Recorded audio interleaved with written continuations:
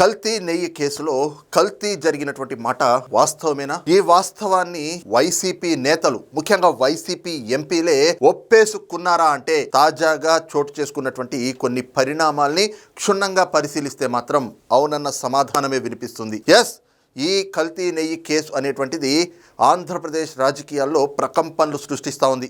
దానిపైన గత కొంతకాలంగా అధికార ప్రతిపక్షాల మధ్యన ఒక యుద్ధ వాతావరణమే నెలకొంది.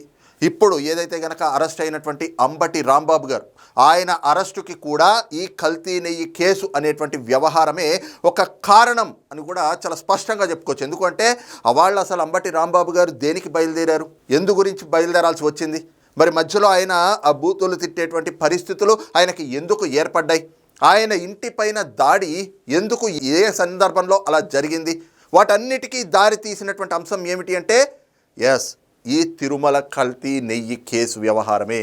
ఎందుకంటే ఈ కల్తీ నెయ్యి కేసు వ్యవహారం పైన గడిచిన 15 నెలలుగా సిబిఐతో కూడిన సుప్రీంకోర్టు చే నియమింపబడ్డటువంటి సిట్ దర్యాప్తు చేసింది. దానికి సంబంధించినటువంటి ఒక తుది ఛార్జ్షీట్ని నెల్లూరు ఏసీబీ కోర్టులో దాఖలు చేసింది.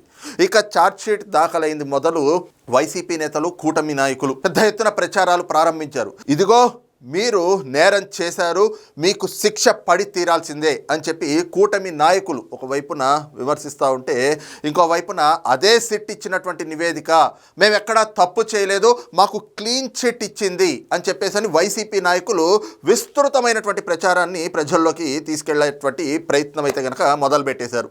ఈ క్రమంలో కూటమి నాయకులు ఇదిగో మహాపాపం చేశారు కల్తీగాళ్ళు అంటూ కొన్ని ఫ్లెక్సీలు ఎక్కడికక్కడ ఊరూరా గ్రామాన ఎక్కడికక్కడ ఫ్లెక్సీలు, వాటన్నిటినీ కూడా ఆ ఫ్లెక్సీలు ఏర్పాట్లు చేసి వైసీపీ నాయకులపైన పెద్ద ఎత్తున విమర్శలు చేస్తూ వాళ్ళు చేసినటువంటి తప్పులు ఇవి, స్వామివారి పట్ల ఘోర అపచారానికి పాల్పడ్డారు అధికారంలో ఉన్నటువంటి సమయంలో, వాళ్ళు చేసినటువంటిది మహాపాపం, వాళ్ళ సమయంలో కల్తీ జరిగింది ఆ నెయ్యిలో అనేటువంటిది సిట్ నివేదిక, సిట్ ఏదైతే కనుక ఛార్జ్షీట్ దాఖలు చేసిందో ఆ ఛార్జ్షీట్ స్పష్టం చేస్తూ ఉంది అంటూ ఫ్లెక్సీలను ఏర్పాటు చేశారు.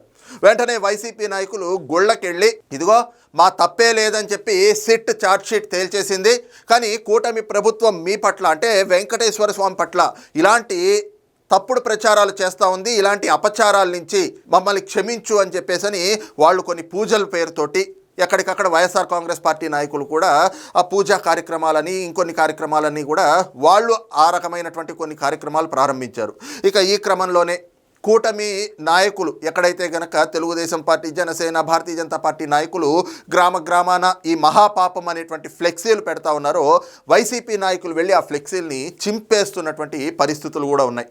అక్కడ దర్శిలో కావచ్చు, లేదంటే గుంటూరులో అంబటి రాంబాబు గారు కూడా ఆ రకంగా మహాపాపం అంటూ కూటమి నాయకులు ఏర్పాటు చేసినటువంటి ఫ్లెక్సీని వాటిని తొలగించడానికి, వాటిని చింపేయడానికి అని చెప్పి వెళ్తూ ఉంటే ఆయన్ని తెలుగుదేశం పార్టీ శ్రేణులు, జనసేన శ్రేణులు అడ్డుకున్నారు. ఈ క్రమంలోనే వాళ్ళకి వీళ్ళకి మధ్యన ఒక ఏదైతే గనక యుద్ధ వాతావరణం నెలకొంటే పోలీసులు దాన్ని కంట్రోల్ చేసేటువంటి ప్రయత్నాలు చేస్తూ ఉంటే అంబటి రాంబాబు గారి వాహనం పైన తెలుగుదేశం పార్టీ శ్రేణులు మరి వాళ్ళు దాడికి యత్నించడం, మరి ఆయన కూడా ఆవేశంలోనయ్యి ఆ కారులోంచి బయటకు వచ్చి ముఖ్యమంత్రి చంద్రబాబు నాయుడు గారిని లం అంటూ లకారాలతోటి ఆయన దూషించటం, ఆ తర్వాత మళ్ళీ ఇంటికి వెళ్ళి ప్రెస్ మీట్ పెట్టి మళ్ళీ లోకేష్ గారిని ఉద్దేశించి మాట్లాడుతూ అటు కూటమి శ్రేణుల్ని, కూటమి నాయకుల్ని రెచ్చగొట్టే విధంగా, లోకేష్ నీ రెడ్ బుక్ని మడిచి ఎక్కడైనా పెట్టుకో, నీ రెడ్ బుక్ని చూస్తే మా ఇంట్లో ఉన్న కుక్క కూడా భయపడదు, నీ రెడ్ బుక్ని చూస్తే నా తోటలో ఉన్న 2 కుక్కలు కూడా భయపడవు అని చెప్పి రెచ్చగొట్టేటువంటి వ్యాఖ్యలు చేయడం, దాంతో అటు తెలుగుదేశం పార్టీ శ్రేణులకు కూడా వాళ్ళు కూడా కొంత ఆగ్రహావేశాలకు లోనయ్యారు. వెంటనే అంబటి రాంబాబు గారి ఇంటి పైన దాడి చేశారు. అయితే ఈ ఓవరాల్ ఎపిసోడ్లో అంబటి రాంబాబు గారు ఇల్లు, కార్యాలయం పైన దాడి చేయడానికి దారి తీసినటువంటి అంశం ఏమిటి? ఆయన ప్రెస్ మీట్ పెట్టడం, అంతకంటే ముందు ముఖ్యమంత్రి చంద్రబాబు నాయుడు గారిని లం అంటూ లకారాలతోటి దూషించడం. మరి ఆయన అలా ఎందుకు దూషించాల్సి వచ్చింది అని అంటే కల్తీ నెయ్యి కేసుకు సంబంధించినటువంటి ఆ ఫ్లెక్సీలు తొలగించడానికి అని చెప్పి వెళ్తున్నటువంటి సమయం. ఇక ఆ తర్వాత అంబటి రాంబాబు గారి కుటుంబాన్ని జగన్మోహన్ రెడ్డి గారు పరామర్శించారు. జగన్మోహన్ రెడ్డి గారు ఏం చేశారు? ఆయన అక్కడ వాళ్ళ కుటుంబాన్ని పరామర్శించిన తర్వాత బయటకు వచ్చి మీడియాతో మాట్లాడుతూ ఆయన కూడా పేర్ని నాని, ఆర్కే రోజా, అలాగే అంబటి రాంబాబు వీళ్ళందరూ మాట్లాడినట్టుగానే ఆ సిట్ నివేదికను చూపిస్తూ ఇదిగో సిట్ నివేదిక ఏం చెప్తా ఉంది, మాకు ఎన్డీడీబీ రిపోర్ట్ కానీ ఎన్డీఆర్ఐ రిపోర్ట్ కానీ మాకు క్లీన్ చిట్ ఇచ్చినాయి, ఎక్కడా సుబ్బారెడ్డి పేరు లేదు, కరుణాకర్ రెడ్డి పేరు లేదు, ధర్మారెడ్డి పేరు లేదు. అసలు కల్తీయే జరగలేదు అని చెప్పి మాకు సిట్ ఏదైతే కనుక క్లీన్ చిట్ ఇచ్చింది అని చెప్పి జగన్మోహన్ రెడ్డి గారు తేల్చి చెప్పేశారు. ఇక దానిపైన ఈ రోజున కూటమి ప్రభుత్వం, ముఖ్యమంత్రి చంద్రబాబు నాయుడు గారు, ఉప ముఖ్యమంత్రి పవన్ కళ్యాణ్ గారి నేతృత్వంలో మంత్రులతో కూడినటువంటి ఒక ప్రత్యేక సమావేశాన్ని ఏర్పాటు చేసుకున్నారు. ఏవైతే గనక ఈ కల్తీ నెయ్యి వ్యవహారం పైన వైసీపీ చేస్తున్నటువంటి ప్రచారం ఏమిటి, ఇందులో సిట్ నివేదికలో వెలుగులోకి వచ్చినటువంటి అంశాలు ఏమిటి, అసలు ప్రజల్ని తప్పుదారి పట్టించే విధంగా కల్తీ చేసి కూడా కల్తీ జరగలేదు అని చెప్పి ఓట్రిస్తూ దాన్ని పెద్ద ఎత్తున ప్రచారం చేసుకుంటున్నటువంటి వైనం, దాన్ని ఎలా తిప్పికొట్టాలి అనేటువంటి అంశం పైన ఒక ప్రత్యేక సమావేశాన్ని నిర్వహించుకున్నారు. అందులో ఏపీ బీజేపీ చీఫ్ మాధవ్ గారు కూడా ఉన్నారు, అలాగే బీజేపీ మంత్రులు కూడా ఉన్నారు. వీళ్ళందరితో కూడినటువంటి ఒక సమావేశాన్ని పెట్టుకుని ఆ తర్వాత మీడియా సమావేశం కూడా పెట్టారు. వాళ్ళందరూ కూడా వాళ్ళ బ్రీఫింగ్ ఇచ్చారు. ఇదిగో ఈ కల్తీ అనేటువంటిది ఇవాళ కాదు బయటకు వచ్చింది, 2022లోనే బయటకు వచ్చింది. మరి నిజంగా కల్తీ జరుగుతోందనేటువంటి విషయం బయటకు వచ్చినప్పుడు వీళ్ళు ఇదిగో ఈ రకంగా కల్తీ చేశారంట అనో, లేదంటే కనుక దాన్ని ఎక్కడైనా కూడా కట్టడి చేయడమో, అసలు పూర్తిగా కల్తీ అనేటువంటిది లేకుండా ఏమైనా చర్యలు తీసుకుని ఉంటే అప్పటి వరకు కూడా తెలియకుండా జరిగిందిలే అని చెప్పేసి ఎవరైనా అనుకోవడానికి ఆస్కారం ఉంటుంది. కానీ అలా కాకుండా కల్తీ జరుగుతోందనేటువంటి నివేదికలు వస్తే ఆ నివేదికల్ని తొక్కిపెట్టి 2024 వరకు కూడా బోలేబాబా డైరీ నుంచి వచ్చినటువంటి నెయ్యి కల్తీ కాబడింది, అది నెయ్యి కాదు, నెయ్యి అనేటువంటి పదార్థం అది కల్తీ కాబడింది అనేటువంటి రిపోర్ట్ 2022లోనే వస్తే అప్పుడు ఆ అంశాన్ని బయటకి తేకుండా తొక్కిపెట్టి ఓకే బోలేబాబాని వాళ్ళకి ఇంకా టెండర్లు వద్దు, వాళ్ళకి క్యాన్సిల్ చేయండి అని చెప్పి అవే ట్యాంకర్లు, అదే బోలేబాబా సంస్థ వాళ్ళు అక్కడి నుంచి ఏఆర్ డైరీకి అవే ట్యాంకర్లు ఏవైతే గనక కల్తీ కాబడింది అని రిపోర్ట్లు వచ్చినటువంటి ట్యాంకర్లు ఉంటాయో అవే ట్యాంకర్లు ఏఆర్ డైరీకి పంపిస్తారు. ఏఆర్ డైరీ దగ్గర నుంచి వైష్ణవి డైరీకి ఉంటుంది. వైష్ణవి డైరీ ఏమో ఇంకో ఇన్వాయిసులతోటి, వాళ్ళ ఇన్వాయిసులతోటి తీసుకొచ్చి ఏవైతే రిజెక్ట్ అయినటువంటి ట్యాంకర్లు ఉంటాయో వాటినే మళ్ళీ తిరుమలలో అక్కడ సరఫరా చేస్తారు, నెయ్యి పేరుతోటి తిరుమలకి తరలిస్తారు. ఇవి జరిగినటువంటి వ్యవహారాలు సిట్ జరిపినటువంటి దర్యాప్తులో ఇందులో కల్తీ కాబడింది. అంతేకాకుండా కల్తీ కాబడినటువంటి పదార్థాలు ఏమిటి అనేటువంటిది స్పష్టత కావాలి అని అంటే వాటికి సంబంధించినటువంటి కొన్ని ఈక్వేషన్స్ ఉంటాయి. ఆ టెస్టులు చేసేటువంటి క్రమంలో కొన్ని పరిమాణాలు ఏవైతే ఉంటాయో ఆ పరిమాణాలు అనేటువంటివి మాకు తెలియాలి అంటే అవి తెలియకుండా జాగ్రత్త పడ్డారు. అందుకే ఇందులో జంతు కొవ్వు కలిసిందా, ఏం కలిసింది అనేటువంటిది పూర్తిగా నిర్ధారించలేకపోతున్నాం. కానీ మా దర్యాప్తులో తప్పు జరిగింది, కల్తీ జరిగింది అనేటువంటిది నిర్ధారణ అయింది అని చెప్పి సిట్ ఛార్జ్ షీట్ చెప్తోంది అని చెప్పి కూటమి ప్రభుత్వం అంటే ఏదైతే ఈరోజు సమావేశం జరిగిందో మరి ముఖ్యమంత్రి చంద్రబాబు నాయుడు గారు అలాగే ఉప ముఖ్యమంత్రి పవన్ కళ్యాణ్ గారు వీళ్ళందరూ కూడా ఆ అంశాలని చెప్పుకొచ్చారు. ఇక అక్కడ ఆ ప్రెస్ మీట్ అయ్యిందో లేదో ఢిల్లీలో వైవి సుబ్బారెడ్డి గారు మరి రాజ్యసభ సభ్యుడు, ప్రస్తుతం పార్లమెంట్ సమావేశాలు జరుగుతూ ఉన్నాయి కాబట్టి ఆయన అక్కడ ప్రత్యక్షమయ్యారు. ఆయన మిగతా ఎంపీలతో కలిపి ఒక మీడియా సమావేశాన్ని పెట్టారు. ఇక ఆ మీడియా సమావేశంలో చెప్పకనే చెప్పేశారు కల్తీ జరిగింది అని. మరి ఏది వాళ్ళు నిజంగా ఒప్పుకున్నారా, అసలు ఈ కల్తీ పైన వైసీపీ మరి వాళ్ళ స్టాండ్ ఏ రకంగా ఉంది అనేటువంటిది ఒక్కసారి నిన్నటి జగన్మోహన్ రెడ్డి గారి ఆయన మీడియా సమావేశం, ఆ తర్వాత వైవి సుబ్బారెడ్డి గారు ఏం మాట్లాడారు, ఈ రెండు ఒక్కసారి చూద్దాం. ఇది నిన్న జగన్మోహన్ రెడ్డి గారు అంబటి రాంబాబు గారి ఇంటి దగ్గర మీడియా సమావేశంలో మాట్లాడుతూ మరి ఏదైతే ఈ కల్తీ నెయ్యి వ్యవహారం పైన కూటమి చేస్తున్నటువంటి విమర్శల గురించి ఆయన ప్రస్తావించారు. అవి కూడా ఒక్కసారి విందాం. చంద్రబాబు నాయుడు గారు కావాలని ఉద్దేశపూర్వకంగా అబద్ధాలతో కూడిన ప్రకటనలు చేస్తూ ప్రజలను మభ్యపెట్టే కార్యక్రమం చేశాడు. భక్తుల మనోభావాలను దెబ్బతీసే విధంగా కావాలని కుట్రపూరితంగా ఆ నెయ్యిలో జంతువుల కొవ్వు ఉందనే, గొడ్డు మాంసం కొవ్వు ఉందనే రకరకాలుగా చంద్రబాబు నాయుడు గారు కొడుకు, ఇదే చంద్రబాబు నాయుడు గారి పార్టీలో తనతో పాటు కలిసి ఉన్న మరో పవన్ కళ్యాణ్ అనే మరో నాయకుడు ఉద్దేశపూర్వకంగా మన వెంకటేశ్వర స్వామి ప్రతిష్టను మనమే దెబ్బతీస్తున్నాము అని చెప్పి ఏమాత్రము కూడా కనీసము దేవుడంటే భయము లేకుండా, దేవుడంటే భక్తి లేకుండా రాజకీయాల కోసం దేవుడిని ఉపయోగించడం మొదలు పెట్టారు. వీళ్ళు చేసిన ఆరోపణలు ఏదైతే ఉన్నాయో ఆ ఆరోపణలన్నీ కూడా అవాస్తవము అని ఏకంగా NDDB national dairy development board NDRI national development research institute ఈ రెండు కూడా కేంద్రానికి సంబంధించిన ల్యాబులు. వీళ్ళు ఇచ్చిన టెస్ట్ శాంపుల్ కూడా అనలైజ్ చేసి సిబిఐ ఆధ్వర్యంలో అనలైజ్ చేసి ఈ నెయ్యిలో జంతువుల కొవ్వు గాని, గొడ్డు మాంసం కొవ్వులు గాని, పంది కొవ్వు గాని, చేప నూనె గాని, ఇటువంటివి ఇంకొకటి గాని ఇటువంటివి ఏమీ లేవు అని చెప్పి నిర్ధారణ చేసి సర్టిఫికెట్లు ఇస్తే ఆ సర్టిఫికెట్లు సాక్షాత్తు సిబిఐ వాళ్ళు వాళ్ళ సిబిఐ చార్జ్ షీట్ లో ఈ ఎన్డీడీపీ సర్టిఫికెట్, ఎన్డీఆర్ఐ సర్టిఫికెట్ రెండు కూడా పెట్టి సిబిఐ చార్జ్ షీట్ కూడా క్లోజర్ ఇచ్చింది. నేను అడుగుతా ఉన్నా, తప్పు ఒకవేళ చేసింటే ఆ సిబిఐ చార్జ్ షీట్ లో వైవి సుబ్బారెడ్డి గారి పేరు, కరుణాకర్ రెడ్డి గారి పేరు ఎందుకు చేర్చలేదు? ఒకవేళ తప్పు చేసినట్టు ఒక ఆధారాలు ఉంటే, తప్పు నిజమే అయితే వీళ్ళని ఎందుకు అరెస్ట్ చేయలేదు? అంటే సిబిఐ క్లీన్ చిట్ ఇస్తా ఉంది, ఎటువంటి తప్పు జరగలేదు అని వీళ్ళ పేర్లు కూడా ఛార్జ్ షీట్ పెట్టకుండా రాష్ట్ర ప్రభుత్వం చేస్తాం. ఇది చూసాం కదా, జగన్మోహన్ రెడ్డి గారు ఏం చెప్పారు?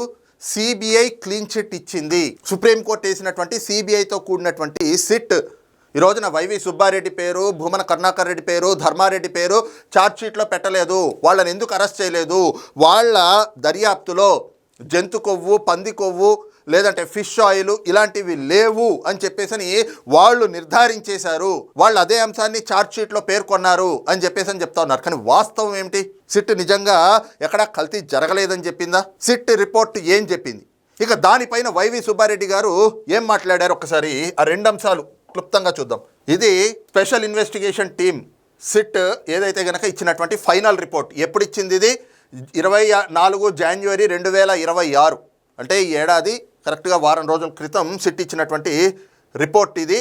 ఏవైతే గనక ఏం చెప్తా ఉన్నారు? సబ్స్టెన్స్ సింథటిక్ ఘీ, 0 మిల్క్ ఫ్యాట్, అంటే 0% పాల యొక్క కొవ్వు అనేటువంటి పరిమాణం మేమేవైతే గనక శాంపుల్స్ని చూసామో వాటిలో కనిపిస్తూ ఉంది. ఇది ఒక పూర్తిగా ఒక సింథటిక్ ఘీ వాళ్ళు వాడింది. అంటే నెయ్యి కాదు, నెయ్యిగా తయారు చేయబడినటువంటి ఒక పదార్థాన్ని, రసాయనాలతో కూడినటువంటి పదార్థం అనేటువంటిది ఆ సింథటిక్ ఘీ అనేటువంటి అంశంతో అర్థమవుతుంది. అలాగే ఆ పదార్థాన్ని, నెయ్యి అనేటువంటి పదార్థాన్ని తయారు చేయడానికి ఏం వాడారు అంటే పామ్ ఆయిల్, పమోలియన్, కెమికల్ ఈస్టర్స్, అంటే రసాయనాలు, ఇంకొన్ని పదార్థాలు ఇవన్నీ కలిపి. ఇప్పుడు చూస్తే తాజాగా లప్సే అనేటువంటి అదొక టాయిలెట్ క్లీనర్స్, వాటిని కూడా వాడారు అనేటువంటి అంశాలు కూడా ఇప్పుడు వెలుగులోకి వస్తూ ఉన్నాయి. అలాగే చూస్తే పూర్తిగా 250 కోట్ల రూపాయలు అని చెప్పేసి ఇంకొకటి ఏమిటి అంటే trial under cheating section 420, 120B conspiracy and food safety act. ఇది సిట్ ఇచ్చినటువంటి రిపోర్ట్, ఫైనల్ రిపోర్ట్. అందులో సిట్టే చెప్తా ఉంది అది ఘీ కాదు, స్వచ్ఛమైన ఆవు నెయ్యి వాడాలి. కానీ స్వచ్ఛమైన ఆవు నెయ్యి వాడలేదు. ఏం వాడారు? సింథటిక్ ఘీ వాడారు. చుక్క పాలు, చుక్క నెయ్యి లేకుండా సింథటిక్ ఘీ, రసాయనాలతో కూడినటువంటి పదార్థాన్ని వాడి నెయ్యిని కల్తీ చేసి 250 కోట్ల రూపాయల కుంభకోణానికి తెరలేపారు అనేటువంటి సిట్ చెప్తా ఉంది.